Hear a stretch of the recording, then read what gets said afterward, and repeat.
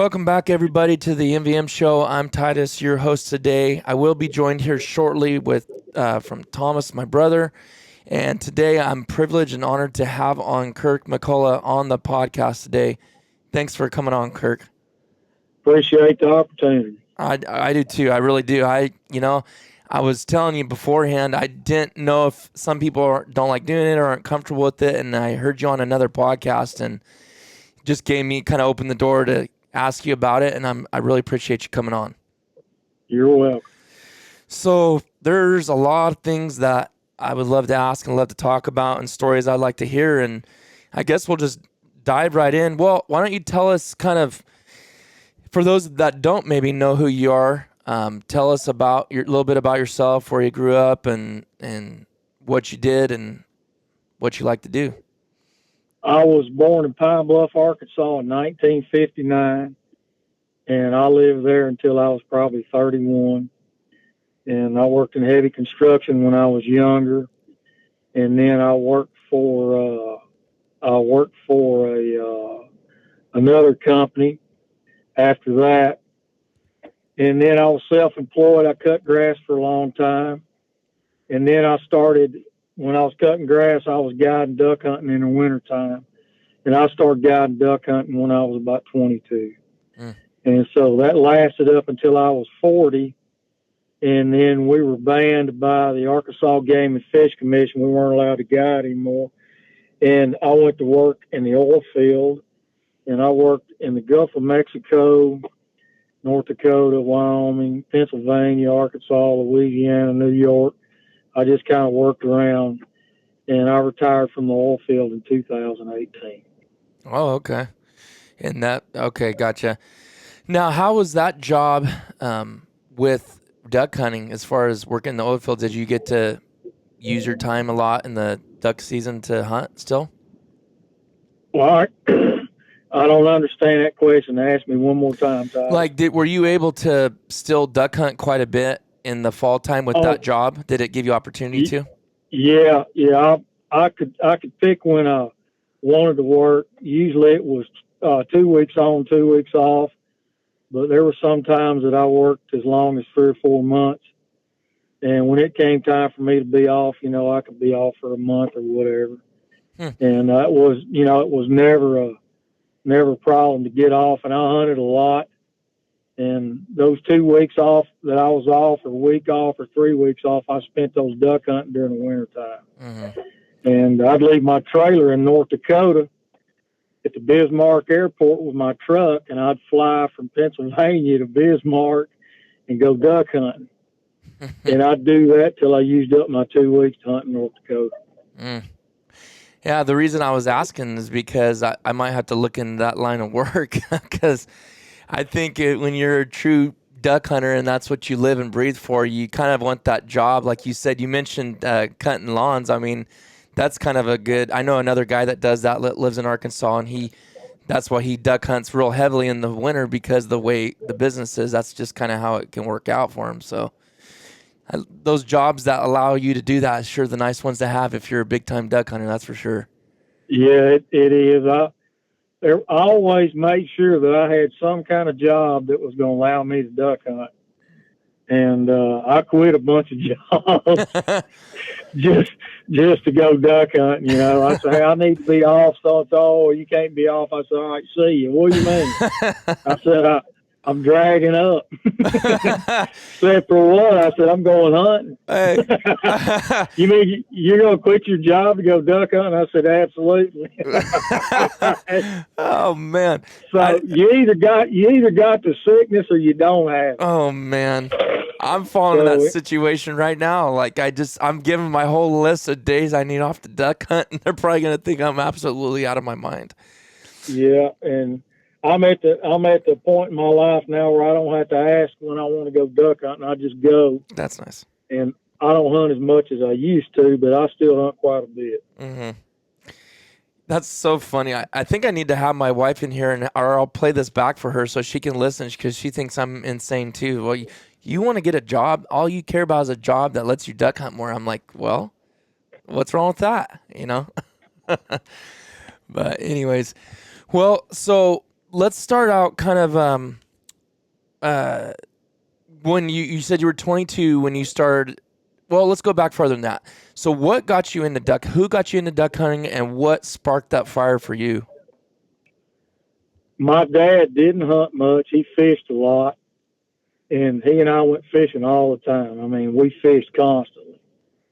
And my uncle duck hunted. That was his older brother, Scotty. And he had a trailer over at Wright, Arkansas. And he asked me, he said, you want to go duck hunting this weekend? I said, yes, sir. I said, where are we going? He said, we're going to go over by the trailer, right? And he said, y'all are going to come spend the night, and then we'll just get up and go duck hunting. I said, all right. I've never been. And it was my dad, Scotty, my Uncle Nick, and my cousin Mike. We got up and went hunting, didn't see nothing, didn't shoot nothing. And I was hooked. You know, just that anticipation of going, that's where I started. And it just kind of evolved from there. Okay. Now, did your dad ever end up going at all, or was it pretty much just going with your uncle? I went with my uncle a couple of times, and then my dad had some friends that duck hunted, and I went hunting with them. And then by the time I was probably 16 or 17, I was hunting on my own avidly.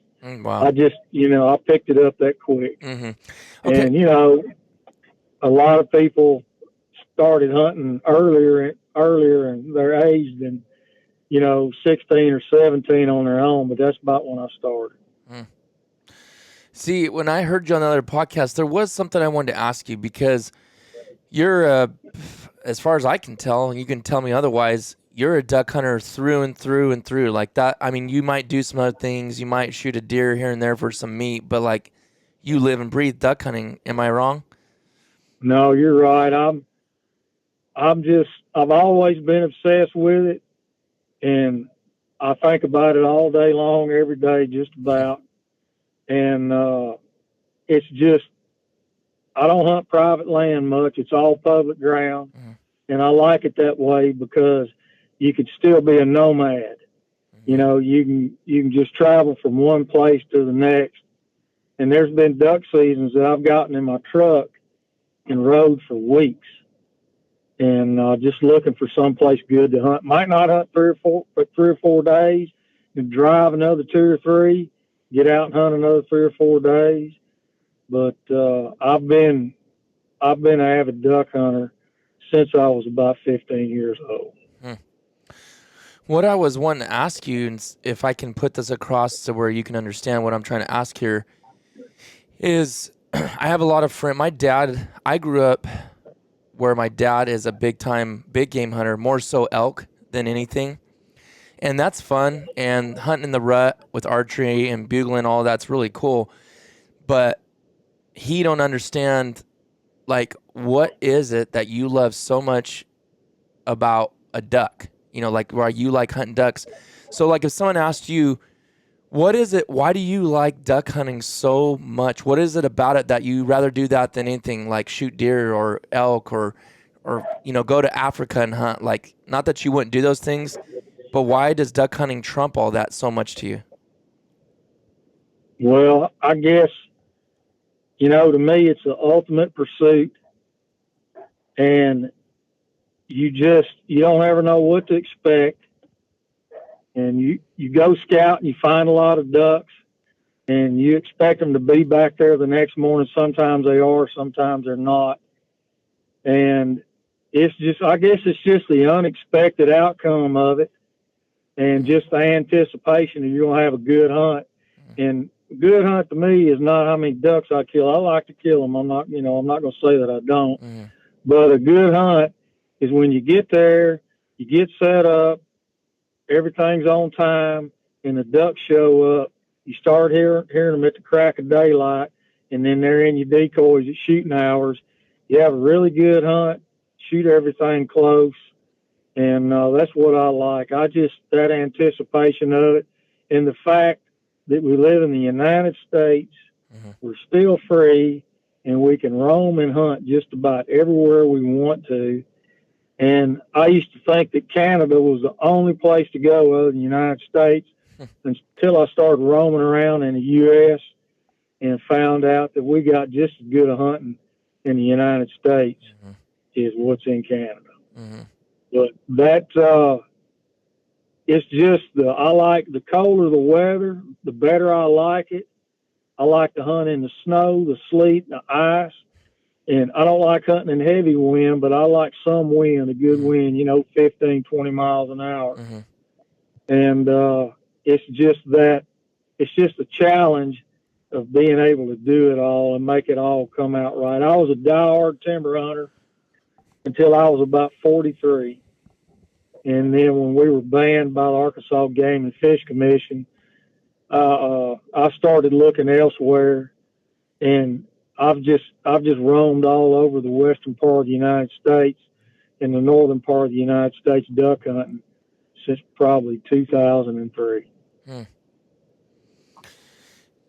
Well, I guess I better not ask that. I was going to say, kind of like, is Arkansas still your favorite from everywhere else, or do you have other states that you enjoyed? Arkansas is not my favorite place to hunt. I hunted in Arkansas a lot because I had a guide service. My customers wanted to timber hunt, and at the time, that's how I was making my living. It was a job just like any other job, and I had to do it to get paid. And I was standing in the woods one day, and I was just like, there's got to be something else out there to hunt other than standing in these same shooting holes day in, day out. And don't get me wrong, timber hunting's great, but it became monotonous to me. But I started moving around, hunting other places, and I don't have any one place that I like better than the other. They're all good places, and I go to the place that has the least amount of ducks on it, where there's not many people, and they're not going to be there because they don't see those droves of waterfowl. And it's usually me and one other person, or sometimes I'm by myself. And you just have to make every group of ducks count, get them in close to the decoys, and shoot them and kill your limit. And that's better than running through a lot of groups of ducks, making a mess of the hunt, and not getting them shot. So most of the places I go, there's not many people because there's not that many ducks there. And if you're hunting solo or with two guys, you don't need a ton. So that actually makes sense. I've never thought of that concept before. It's like the more birds are buzzing around, the more people are going to be filtering in. That's right. That makes a lot of sense. And my best time to hunt is between 10 o'clock and 2 o'clock, 10 in the morning to 2 o'clock. Yes, sir. That's, you get high ducks. They just show up, they just come out of nowhere. So, and usually they come right to the decoy. So that's kind of what I do these days. Now, I will jump into something because we're talking about hunting solo or hunting two guys. But before we do, my brother Thomas has just jumped on. So just to introduce you guys, it's my brother Thomas. He's about 9 years younger than me. So my little brother. How you doing, sir? Doing fine, Thomas. How you doing? Good. I had to work a little bit late today, but it's good to get on here and talk to you. Great. I'm glad to have the opportunity.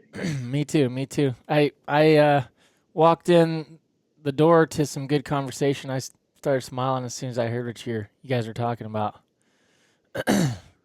You're giving away lots of good secrets. the 10 to 2 o'clock thing, I love what you said. And for us over here, it's just seems like people either want to leave, go watch a football game, or they're hungry, or they just get tired of it, and it seems like it quiets down, and then ducks get more relaxed. That's it. They do. Things quiet down. Everybody goes in, and don't think that those ducks don't know the difference, and they do. And your possibilities or potential to get them into decoys just seem like it's a whole lot better in that time range during the day. Yes, sir. So going from hunting solo now and two guys, maybe three guys, let's go back to some of the stories I was hearing of like 34, 50 guys in a hole hunting. That's just had to be absolutely chaos. Can you tell some of those stories? Yeah, the 34 was when we were hunting at White River, and it was the last 3 days of season, and a friend of mine had gone up there to hunt, and he'd been up there for 5 or 6 days, and then we went up there and saw what was going on, and we all decided to just bring everybody that one spot. So we all just converged on it one morning. And it's not as chaotic as you would think. It was very organized. All of us that were there were, avid duck hunters. And it was just a group of us, and we brought our customers with us. And by the time we got everybody in there, it was around 34 people. It may have been a little bit more than that. And we just lined up around the shooting hole. It was just a hole of water. I mean, that's all there was. And it was in a slough, and it was kind of open all the way through it. And that water was running down that slough and coming right into this hole. In fact, you could see to the other end of the slough where we were at. But it was organized. You had one guy calling a shot. Everybody knew what was going on. It wasn't their first time to do it. And it was a pretty awesome time. Wow. Now, I wanted to, there's several more stories I want to hear, but I want to go back to the lead shot thing I was kind of talking to you before we started this podcast. So you went through the era where you were using lead shot and then seeing the changes and the transition to going to steel.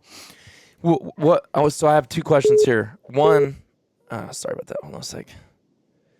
One is, how was it using lead shot? And number 2, how was that transition from going to lead to steel? Did that affect the hunters and the people and, stuff like that?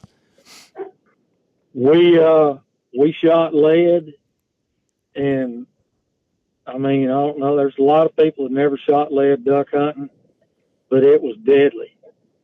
And the difference between lead and steel is you could hear the lead hit those ducks when you shot them. Even at 50 yards, you just heard this crack, and that was those pellets penetrating their feathers. And you very rarely did we chase cripples. And we shot so much, we hunted so much that I had to start loading my own shells because I couldn't afford to buy them. And so I had a mech loader, and we took low brass AA hulls, and that's what we reloaded with. And I shot a lot of 9-shot, and then I shot a lot of 2s.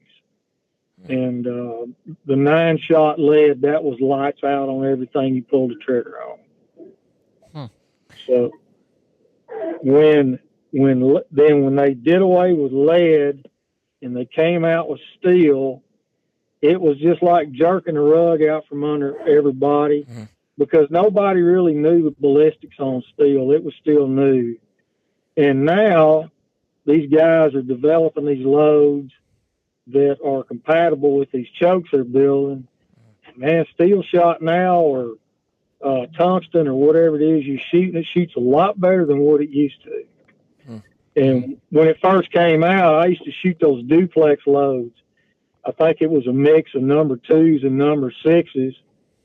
And I mean, it was hard to kill a duck with it unless you shot them really close. So there was a lot of cripple shooting, and basically you couldn't kill a cripple swimming on the water in the early years of steel shot. You just couldn't kill them. The pattern wasn't dense enough. And so, the lead days, that was some awesome shooting with that stuff. Now, let me go back to something. I heard you say something. I don't know if I caught that correctly. So you said you were shooting 9-shot with lead, but you said with 2s. Were you meaning 2-inch 9-shot? No. Okay, no. I shot number 9-shot and I shot number 2-shot. Oh, okay. With lead, huh? Yeah, with lead. Wow. Now, what made you use one versus the other? Because that's a massive difference. Yeah, I shot number 9-shot because I could it was cheaper to buy it than buy number 2s. And so I bought it because it was cheap. And then when I found out about it, I was shooting a modified, I had a modified barrel in an 870 Wingmaster. and that's before the screw-in chokes. It was just a factory barrel. Mm. And you could kill ducks stone dead at 40 yards with nines in lead shot. Mm. And then when I got a full choke gun, I bought a full choke, and then I started shooting number twos through it. It was the same thing. Mm. And I bought a DU gun, had a 30-inch rib barrel on it, and I shot number twos through that thing for probably 4 or 5 years. Mm. And that was no choking that gun either. But, you know, it really didn't matter because, I mean, 2 pellets of lead is pretty deadly just because of the penetrating power it had. Yeah. Kirk, what size shot do you prefer shooting now, and what material? I shot heavy metal number 4s for quite some time. I bought a 20 gauge a long time ago, and I put a Pattern Master choke in it, and I shot heavy metal number 4s through it, and was just annihilating ducks with it. And then I had a stroke, and then that changed my world around when it came to shooting a shotgun. And my doctor told me, he said, "Kirk, you don't ever need to shoot a gun again." I said, "What?" He said, "No," he said, "if I was you, I wouldn't do it." And so I said, "Well, I tell you what," I said, "let's just lay off a gun for a while." I said, "Okay." He said, "We're going to give it a year, see what happens." So for a year, I didn't shoot. So he's duck hunting too. My doctor duck hunting. So he said, "Kirk, I got an idea." He said, "Why don't you just reduce your size of your shotgun or reduce your loads?" So what I did was I swapped back to 2 3/4 number 7s and number 6, and that's what I've been shooting now for quite a few years. And at 20 yards or at 30 yards, they're deadly. Mm-hmm. And I do not shoot ducks at 50 or 60 yards flying. I don't do it. Never have. And if I can't get them to decoy, you know, to me, that's just a failure on my part as a duck hunter, because I'm not a wing shooter. I'm not a pass shooter, and I don't sky bust anything. So the light load coming out of a 20 gauge is perfect for what I do. It's less recoil for me, and it's less impact on my ears. And I don't wear hearing protection. I probably should. Yeah, no kidding. You speak really well for having a stroke. My grandpa, I said you speak really well for having a stroke. My grandpa had a stroke, and it took a long time, and he actually was never able to really speak as well as he did before. Yeah, mine was induced from overconsumption of alcohol, and that was the last time I drank, and I hadn't drank in 13 years. Wow. Oh, congratulations on that. Yeah, it was a life-changing event for me, and I just made things better for me in the future and on up the road. And I'm in a lot better health now. I'm in better shape, and it makes a difference when you're out duck hunting. Mm-hmm. Yeah. Oh, yeah. Yep. I can imagine. Were you going to ask something before or no? Okay. So let's go. That was actually really interesting. I've been wanting to for so long to talk to somebody about that had actually been there and done that with lead shot. Because, I mean, I've heard the stories, but I've never heard it directly from someone. So, it only makes sense because the density's there. So it just shows the power of a denser metal, going through your shot. So, I don't know how to ask this exactly. I'd like to just kind of hear some of your public land challenges, because I really respect that pretty much all you've done. I'm sure you've hunted clubs and whatever sometimes, but like you want the challenge of hunting public land. I would just like to hear maybe some situations or stories on challenges you've had hunting public land, and also maybe advice that you can give for doing that. Okay, some of the challenges I've had some of them have been pretty intense, and I guess one of the most memorable is my hole runner was in a ditch getting ready to blast off, and the guy beside him says, "You're not going to be able to make it where you're going." And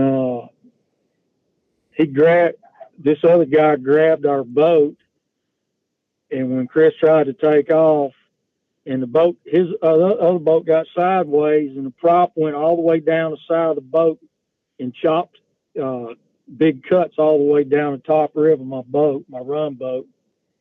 And the guy did not make it where he was going, and we made the shooting hole. Well, we came back after hunting, and Pete comes up to me. We were in the parking lot at Lower Valley. He said, "Kirk, you need to go look at your truck." I said, "Oh, okay." I said, "Has it got a flat?" He said, "No, it's got 4 of them." It's got what? It's got what? So 4 of them. So 4 flats. So I looked at it, and I said, "Huh." And Garrett said, "Kirk, there's a note in there on your dash." And it was written on a piece of notebook paper. It said, "Being an asshole has its price." And so what it was a guy that got disgruntled with us. He got disgruntled with us because he could not beat us to where we were going. And it didn't have anything to do with boat speed. He didn't know where he was hunting. Mm. And so he was bound to determine to stop us from going. But, the hole runners that I've had in the past that worked for me were really good, very experienced, and that wasn't the first time that we dealt with something like that. And that was one of the biggest events. And then the other public land challenge was the presence of the Waterfowl Task Force on Biomeda. And it was quite intense, and it was daily. And if they were there, we were going to get checked. They were going to go through everything. And one of the remarkable things about it was, after all those years that they did that, they checked us just about every day. I had a log sheet, and we were checked 30 days in a row during a 30-day season. So there was a split, but we were checked 15 days the first half, 15 days the second half. And I wrote the name of the game wardens on that log sheet that checked us, and one of them had checked us 3 times in one day. Yeah. Or one morning. But that was the other one because they were very aggressive. What would they say as far as the reasoning for checking you more than one time in a day? I mean, were they just making sure you weren't going over bird limits, or they were just doing it on purpose to be that way? It was political, and this was during the peak of the guides on public land in Arkansas on the WMAs, and I was involved in a lawsuit with Arkansas Game and Fish, and I never expected to win, but I just wanted to stand in front of them and let them know, you ain't gonna push me around. So you're saying because you were running a guide service, that's why they were yes. doing it? Yeah. So they were trying to get rid of you guys. Is basically what I mean. I guess they thought the lesser of the two evils was just to discourage us from hunting, and we'd quit and go home. But that didn't happen. Mm-hmm. How many years did you deal with that? Oh man, probably, I don't know, maybe 6-7 years. I can't remember when they formed the Waterfowl Task Force. My goodness. But they were well equipped, and they weren't cordial about anything. Wow, that's crazy to think about. And I'm going to go ahead and bring this up. Robin and I, which is a good friend of mine, we've hunted together for 40 years. And we didn't go hunting one morning. This has been about 3 years ago. And we drove up to the parking area to watch ducks at the reservoir. And we were just parked sitting in my truck. And this game warden walks up and he taps on my window, and I roll my window down. He said, "You Kirk?" I said, "Yeah." I said, "How'd you know that?" He said, "I ran your license plate." I said, "What'd you run my license plate for?" He said, "I just want to see who you were." And I said, "Okay." And I said, "Well, we're not hunting." I said, "We're just drinking coffee." He said, "Well, y'all been hunting?" I said, "No, we haven't." And, you know, that's just some of the stuff that, one of the main reasons I don't like hunting in Arkansas anymore. Wow. I get tired of being interrogated. Like you're doing something wrong. Yeah, you know, you're guilty till you're proven innocent. Yeah. Yeah, I don't, and they wonder why people don't respect him, because I know some really nice game wardens, some even federal ones, really cool guys. And then there's other ones, like you said, you're guilty till proven innocent. And it's like, I don't see how that, I guess they're just not taught that way from the head office. Well, it was a couple of them. It wasn't all of them. Mm-hmm. Most of them were pretty nice fellas, and they were fair. But there was a couple of them, you know, that I guess they just needed to make a name for themselves. And the Arkansas Game and Fish Commission has a new director, and I feel confident that they're making a lot of changes that are better for everybody. Good. So, and one of the things that I heard last year is that they were giving out coffee and donuts. What? At the they were giving out coffee and donuts at the boat ramps. Huh. And you know, that's a far cry from what it used to be, because they were standing there with citation books, you know, just about every day. That's a big difference.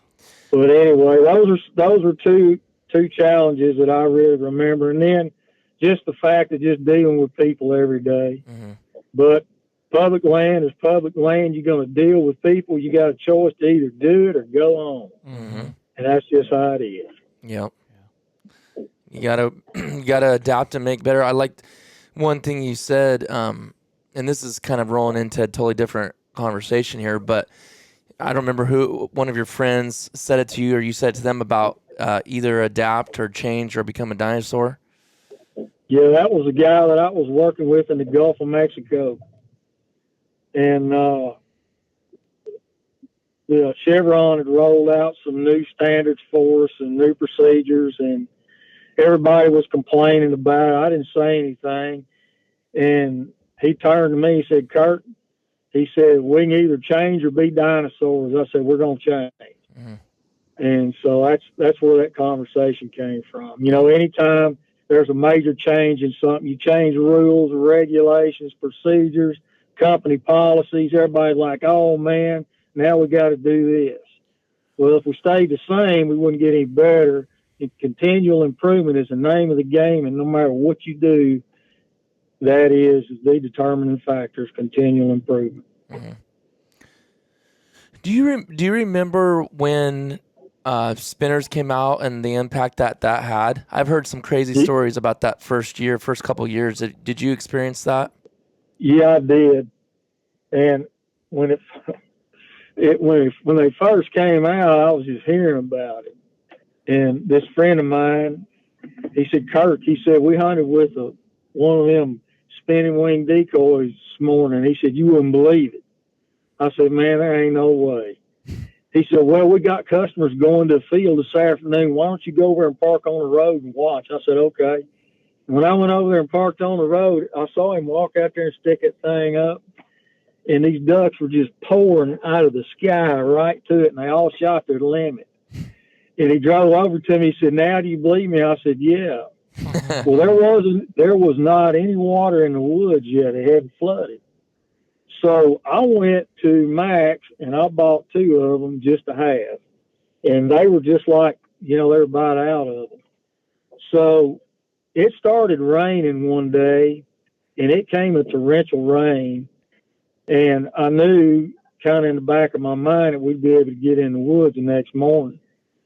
So we went down to the boat ramp at about 3:30, and the water was coming up in the ditch.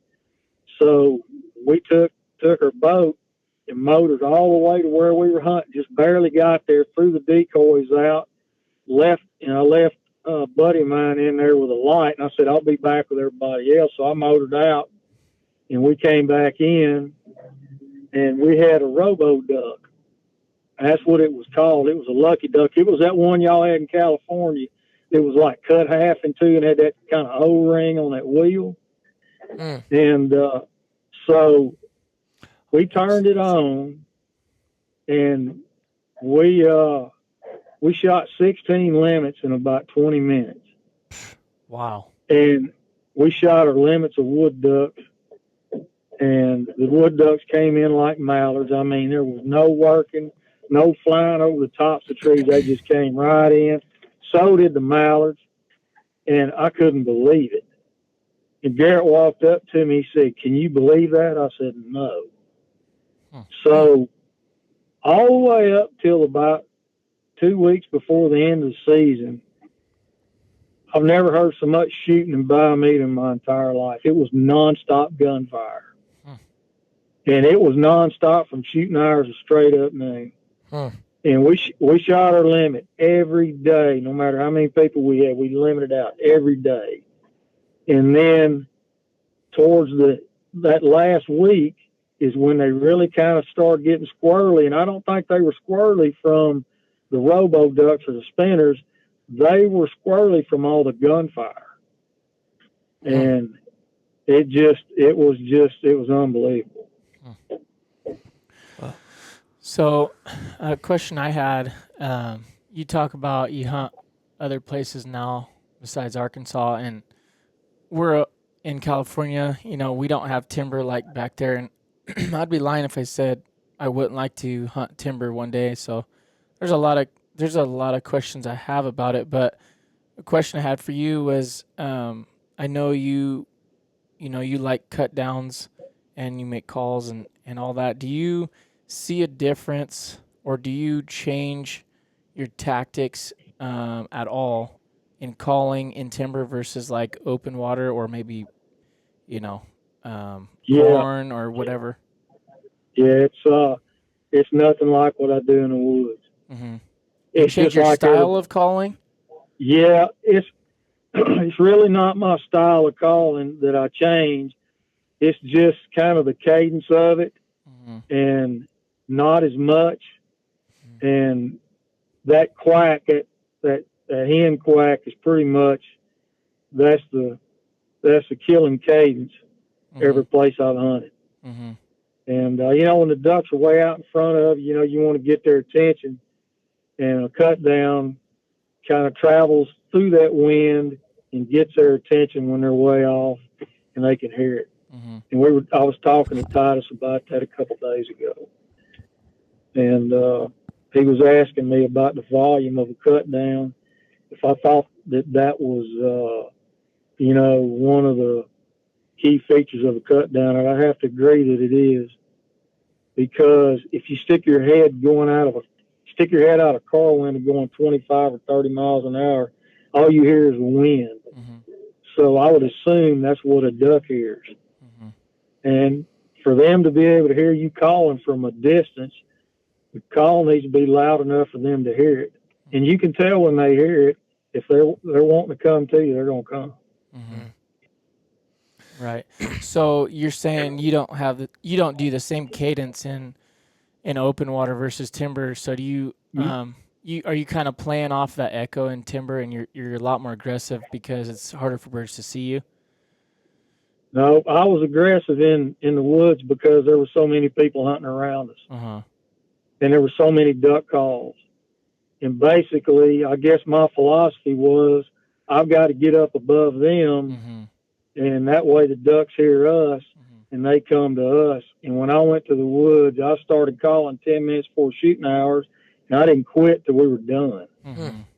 And whether it was we shot out in an hour, we shot out in 2 hours, or we hunted it straight up 12 o'clock. And that constant calling in the woods, a lot of people say, "Oh, you call too much." Well, I disagree with that, because the ducks I was calling to, I couldn't see them. Nobody else could. And they were on the tops of the trees somewhere away from us. And that's what I was betting on. And it seemed like if you just kept calling, stayed after it, eventually they showed up and you'd shoot them. And there wasn't a lot of cut downs in the woods then. There was a few, but not many. And that's what I wanted to ask you with the cut down. I kind of wanted to find out about the transition, what made you switch from regular duck call to cut down. And do you think the only advantage is the volume of the cut down, or do you think the sound as well? It's the volume and the sound, and the key factor is the user. And not everybody that uses the cut down is going to kill ducks. It's up to the guy that's using it. And there's a lot of people that have cut down duck calls, and there's a lot of people that have their own technique. And to me, what the things I've seen, it didn't matter what you really sounded like. You didn't have to sound like this guy. If you were good at what you were doing and you had the calling knowledge, you were going to kill ducks with a cut down. So, and you asked me another question before I answered that. What was that? I was just curious, do you use a cut down in open water? Yes, I do. You do? I hunt with a cut down everywhere I go. I've got 4 duck calls that I hunt with. I have one that I hunt with mainly, and I carry the other 3 with me in case my main duck call gets stolen. Because all the ones I've had have been stolen from me. That's hilarious. Okay, so I'm not worried about it. So aren't you worried about losing your duck call? I said, no, I'm worried about somebody stealing it. That's no joke. Yeah, no. I mean, when you have success, it's a dog world out there. It must be the call. That's the only reason, right? Yeah. Well, let me ask you this. Well, let's go into this real quick and tell us about your calls and when you started making your own calls and where they could find your calls. Just everything about that. Well, I don't want this to turn into me trying to advertise my stuff. No, we want to know. I don't want to. But I started when I was 6 years old. I started messing with duck calls. I didn't even duck hunt, and I'd go buy duck calls for $2 or $3. I'd blow them all because all the kids that I went to school with, their dads all duck hunt. These kids would come to school with a duck call. I didn't duck hunt. So when I started hunting, I went to this place in Pine Bluff called Jim's Trading Post, and that guy would just turn red in the face when I walked in there because he knew I was going to blow every duck call he had. So he said, "Are you going to buy anything?" I said, "When I find something that sounds right, I will," because they were all J-frames. So I wound up with a ham bone duck call. A friend of mine had one. He said, "Kirk, try this," and I blew it and I liked it. So I blew a ham bone duck call, and then when I started hunting in Biomeda, I ran into a guy named Lester Capps, and I saw what he did with his duck call, and it wasn't anything near to what we were doing. And a friend of mine cut down an oak for me and gave it to me the next morning, and I started using it, and it was instant success. So my customers, they wanted to buy a duck call from me. So I said, okay. And I was literally cutting these things down on a picnic table at my duck camp every day. And there'd be like 2 or 3 people. Then it got to where there'd be 4 or 5 trucks in my parking lot. And I'd get in. I said, "Hey, man, what's going on?" He said, you Kirk?" I said, "Yeah." He said, "Well, we want you to cut our calls." I said, "Dude, I'm going to sleep." I said, I'm not cutting any calls. So then I started cutting down a few calls, and I sold the SW Early Herders. I sold the Max, sold to some of these other catalog outlets. And then I kind of stopped for a while when I went to work in the oil field. And then I started messing around with duck calls again, and it just kind of took off. And that's how I got in the duck call business. But we don't just sell duck calls. We sell a lot of other stuff. We carry reeds and cork, sell 14 mil reeds, 10 mil reeds, lanyards, shirts. We sell all that stuff. And I'm 63, so my career is probably going to start slowing down here in the next year or 2. Where and is it cutdownduckcalls.com, right? They can check your calls out? Yep. Okay. Yep. You can look, you can just type my name into YouTube, It'll take you to some of the videos I've got, and then you can hit the link and take you right to my website. Yeah, I end up buying, and that's kind of how we fell into this, having this podcast, actually, is I bought the XLM, I believe, and let's see, let me double check. You bought an X Maker. I don't know why I said XLM. Yeah. Yeah, I bought the X Maker, and then I've been looking at that because it's blood on water, that call, and I've been looking at that for like the last year. I'm like, man, that's a pretty call. So, yep. So like I was kind of telling you, I'm a little intimidated about blowing it, but it's been probably, not as much as I was before. Otherwise, I wouldn't have bought it. But I'm like, if you want to figure something out, you'll figure it out, and that's all I'm gonna do is just gonna stay at it until I get it figured out. But you were telling me, hey, people get intimidated by it, but it's not as big of a deal as people make it, huh? No, it's not. I guess we all started out not knowing anything duck hunting. Mm-hmm. We all started out not knowing how to blow a duck call. And, we all just had to go through the learning experience. And after you do it for a while and you just keep hunting, well, you build that knowledge up just a little bit more. You get a little bit better at calling. You learn what calling ducks is.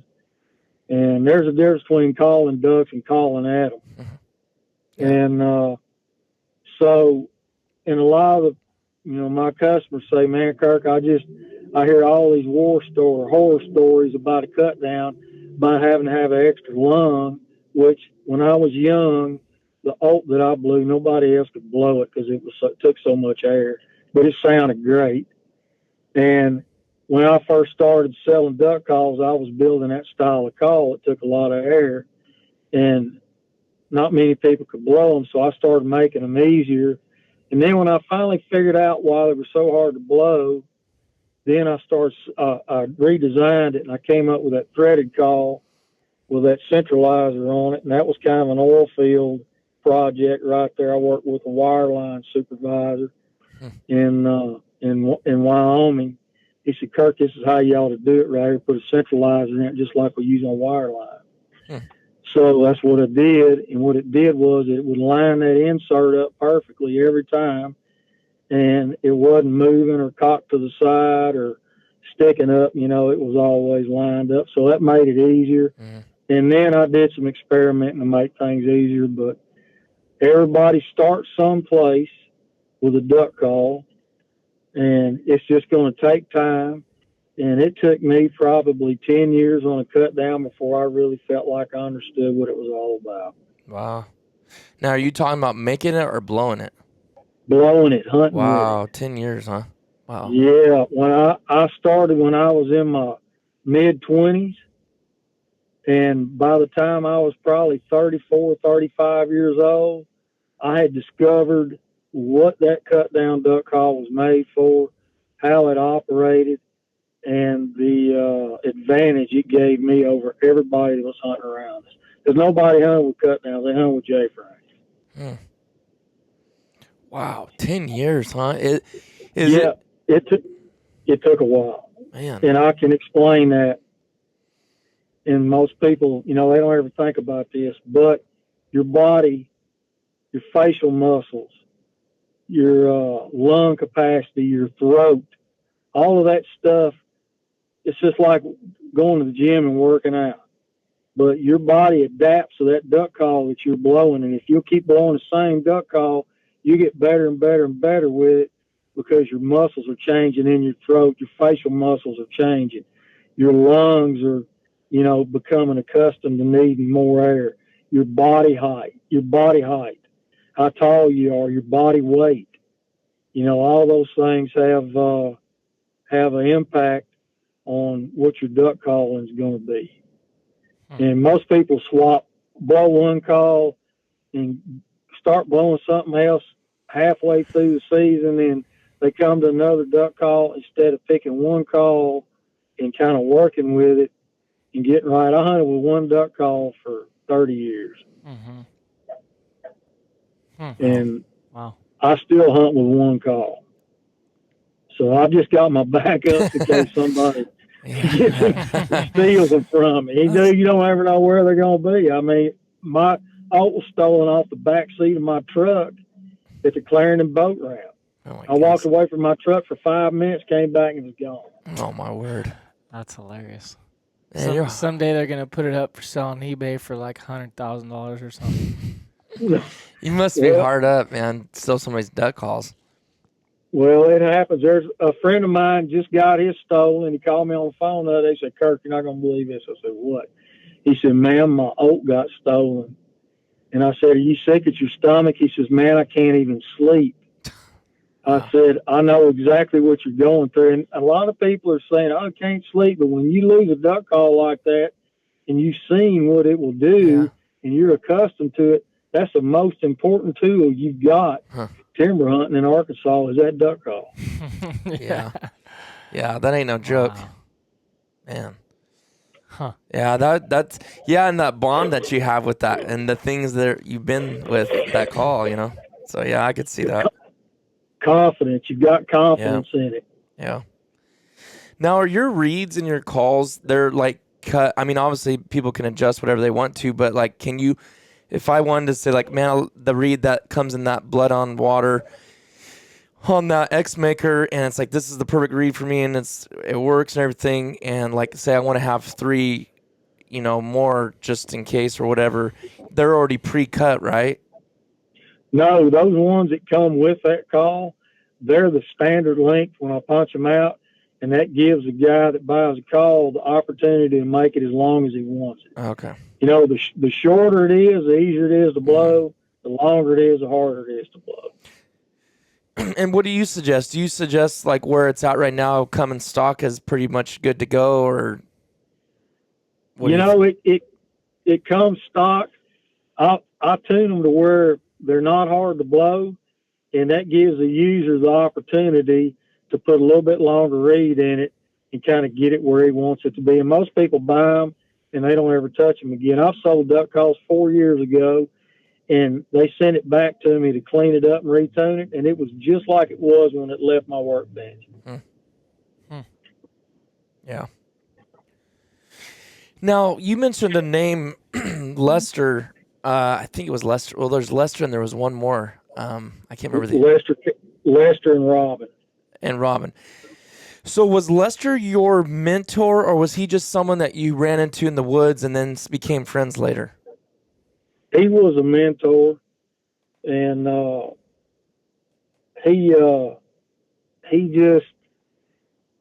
just said, I told everybody, I said, Lester's just a wizard in the woods. And when I was younger, I'd met him hunting, and I'd known about him and seen him, heard him shooting ducks everywhere, and saw all these ducks working in the sky going to his call and them shooting in the woods. And then he came down North Blue Line one day, and it was in the afternoon. It was in December. And he said, "Are you Kirk?" I said, "Yes, sir." He said, "You got anybody with you?" I said, "Just us." He said, "Would you mind if we hunted?" I said, "No, sir, y'all get out." So I went and parked his boat for him. And that's where it all started. And then he'd call me on the phone. He said, "Kirk, are y'all going to hunt in the morning?" I said, "Yes, sir." He said, "How many people you got?" I said, "About 4. He said, "Well, I got 3 guys. Can we go together?" I said, "Yeah, we'll get there and get the decoys set out. Y'all just come on." And that's how I started hunting with him. And I would stand beside him and watch what he did, and I would count his cadence. And his cadence was 5 and 7. And I would watch everything that he did, and that's how I learned. And then when we were hunting some days and I'd call some, he'd tell me what to do. So, how much older was he than you? Oh, man, he was 15 years older than me. Wow. That's priceless to have someone like that. Yeah, he was at least 15 years older than I was. Because when I was in my 20s, and I would say he was probably, late 30s, maybe 40 years old. I've got a picture of him, and I think he was 41, 42 in that picture. So you guys spent a ton of time out in the woods together. Then after that, I'm sure from then on, huh? Well, we didn't spend a ton of time together. We hunted together quite a bit, and and then he kind of stopped hunting for a while, you know, as he got a little bit older, and then he started back up hunting just a little bit again, and then he passed away one year the first day of duck season. Wow. Now, we're getting close to an hour, so I want to let you go. I know you're parked right now. What's kind of one or two, if you have time for it too, but if not, one's fine. What's like your top 2 duck hunts you can never remember? The top 2? Yes, sir. Well, I would say that first one that I went on with my uncle and my dad, my uncles, my dad, and my cousin, because that was my first one. And then the second one would be the year we were at North Arkansas and we all hunted together. That was some kind of, so that was the funnest hunting I've ever done in my life. And we were in North Arkansas, and Robin had gone up there scouting. He called me on the phone. He said, "Kirk, where you at?" I said, "By me." He said, "Bo, come on." He said, "The ducks is in the road by the fowls." So we went up there and we hunted, and it was a lot of people. And we were all staying at a motel there in North Arkansas. And the area game warden, he pulled up in his truck and rolled his window down. He said, "Are you Kirk?" I said, "Yes, sir." He said, I'm going to ask you a couple of questions now. I said, "All right." He said, "Do I need to come down there and check y'all?" I said, "No, sir, we're going to be legal. We're going to kill our limit, and we're going to get all our ducks cleaned and taken care of." He said, "Okay." He said, "Fair enough. Y'all kill them." And then about a week later, he pulled up in the parking lot. We were all out there doing something with our boats. He said, "Did y'all have a good hunt today?" I said, "Yes, sir." And I said, "Do you need to come check anything?" He says, "No, I ain't got time to fill out the paperwork." So that was, you know, that was a good time up there. We all had a blast. We were there for most of the season. And it was just some of us had hunted together for a long time. We had all of our customers up there. And, man, it was just, it was the whole deal. There was a guy that was picking ducks, and he had a little picking shack, and you go in there, and there was feathers flying everywhere. And Chris was always going in there in the evening time talking to him. And they'd both come out, and there'd be duck feathers all in their beard and everything. So, but that was it. We shot a lot of ducks up there. Well, it's a lot of good times. I wanted to tell everybody, like you said, check out his YouTube channel if you want to watch some hunts and some tips and the sounds of his calls. Kirk McCullough on YouTube, and then you can check him out on Instagram. Are you on anything else too, Facebook or any other? Yeah, I just got back on Facebook, okay. And I'm on TikTok. I'm not on TikTok very heavy, but my main social media platform is Instagram. Okay. Anywhere else too they can check you? Or that pretty much probably covers it all, huh? Plus your website. Yep. Plus my website. Okay.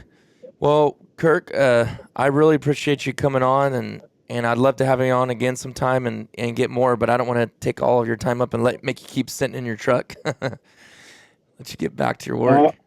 Well, I appreciate the opportunity. I'm glad to be able to talk about duck hunting with you guys. Thank you so much again. It's been a pleasure. Yep, it's been our pleasure. All right, everybody. Okay. Thanks for listening in, and we'll see you guys on the next episode.